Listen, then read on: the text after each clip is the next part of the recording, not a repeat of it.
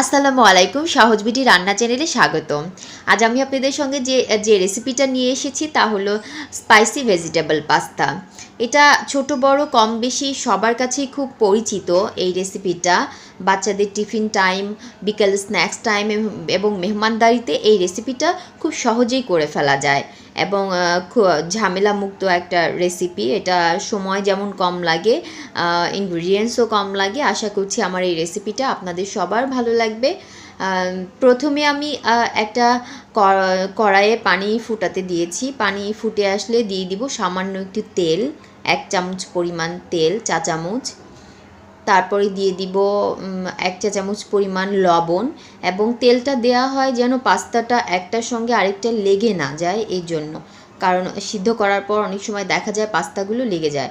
আমি এই শেপের দিয়েছি, আপনারা ইচ্ছা করলে যে কোনো শেপের পাস্তা ইউজ করতে পারেন। আমি 1 কাপ পরিমাণ পাস্তা দিয়ে দিচ্ছি। এটাকে 7 মিনিট, অন্তত 7 মিনিট বয়েল করতে হবে, এবং বয়েল করার পরে একটু দেখে নিতে হবে সিদ্ধ হয়েছে কিনা। আমার পাস্তাটা অলরেডি পারফেক্ট সিদ্ধ হয়ে গেছে। এ পর্যায়ে আমি চুলা থেকে নামিয়ে এটার পানি ঝরিয়ে নিব। এরপর অন্য একটি ফ্রাই প্যানে আমি 2 টেবিল চামচ পরিমাণ তেল দিয়ে নিয়েছি। তেলটা গরম হয়ে আসলে আমি প্রথমে দিয়ে দিব হাফ চা চামচ পরিমাণ আস্ত জিরা। আস্ত জিরাটা একটু হয়ে আসলে, একটু ফ্লেভার ছড়ানোর সঙ্গে সঙ্গেই এর ভিতরে দিয়ে দিব 1 চা চামচ পরিমাণ আদা রসুন বাটা। 1 চা চামচ পরিমাণ আদা রসুন বাটা। এটাকে একটু নেড়ে চেড়ে কাঁচা গন্ধটা চলে যাওয়ার পর এতে অ্যাড করব আমরা 2 টেবিল চামচ পরিমাণ পেঁয়াজ কুচি। পেঁয়াজগুলোকে আমি খুব ছোট ছোট করে কুচি করে নিয়েছি, এবং পেঁয়াজগুলো একটু ভেজে নেড়ে চেড়ে রং চেঞ্জ হওয়ার আগে কাঁচা অবস্থা থাকা অবস্থায় দিয়ে দিব কাঁচামরিচ কুচি।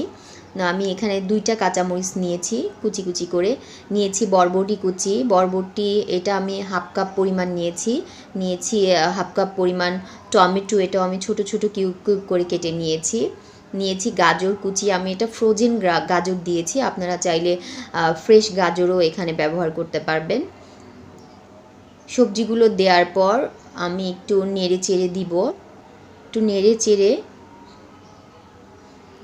নেড়ে চেড়ে চুলাটা মিডিয়ামে রেখে আমি ঢাকনা দিয়ে ঢেকে রান্না করব 2 মিনিট। 2 মিনিট পরে আমি আবার একটু নেড়ে চেড়ে সবজিগুলো একটু নেড়ে দিব। এই পর্যায়ে আমাদের সবজিটা প্রায় 50% হয়ে গেছে। এর ভিতরে এখন দিয়ে দিব লবণ, স্বাদ মতো লবণ। দিয়ে দিব 1 টেবিল চামচ পরিমাণ সয়া সস। দিয়ে দিচ্ছি হাফ চা চামচ পরিমাণ কালো গোলমরিচের গুঁড়া।